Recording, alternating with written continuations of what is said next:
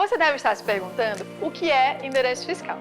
Se você vai abrir uma empresa agora, eu vou te contar que você vai precisar de um endereço oficial para o seu negócio.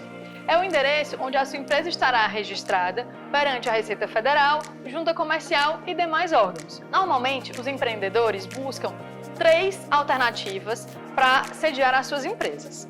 A primeira delas é alugar um espaço, uma sala comercial ou uma casa comercial e estabelecer ali o seu negócio. Nessa opção, os empreendedores têm custos extras relacionados à mobília, à internet, à luz, ao IPTU, ao condomínio, além do tempo necessário para fazer a instalação e a manutenção de todo esse equipamento. Na segunda opção, os empreendedores buscam transformar a sua própria casa na sede da empresa. Essa alternativa envolve um trabalho burocrático, porque você vai transformar o seu imóvel, que precisa ser próprio, de residencial para comercial. Além disso, essa alternativa traz custos extras de IPTU. O IPTU de um imóvel comercial é mais caro do que o IPTU de um imóvel residencial. A alternativa mais procurada pelos empreendedores é o endereço fiscal em um coworking. Nessa alternativa, você consegue, de uma forma simples, rápida e barata, contratar o endereço de um coworking para utilizar como endereço da sua empresa.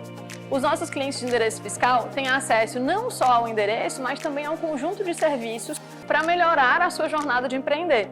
Por exemplo, mentoria contábil, que é o contato com contadores parceiros para tirar dúvidas sobre a melhor constituição para a empresa, quais quinais utilizar, ou mesmo carga tributária que essa empresa vai ter condicionado. A gente também oferece horas extras para o uso do coworking, então usar as nossas salas de reunião para realizar encontros com seus clientes ou com seus fornecedores, utilizar o nosso espaço de trabalho compartilhado para um dia que você precisa fazer networking ou mesmo que você quer se concentrar e encontrar ali soluções mais criativas para o seu negócio. Dentre outros benefícios que a gente também oferece, como cuidar das suas correspondências. Então, tudo que chegar para você, vindo do governo ou de um investidor, vai ser muito bem guardado e você vai ser comunicado para vir receber essa correspondência e não perder nenhuma comunicação importante para o seu negócio.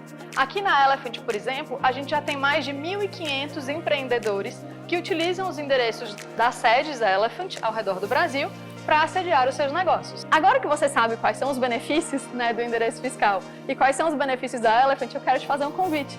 Vem conhecer a Elephant, vem fazer parte da Monada.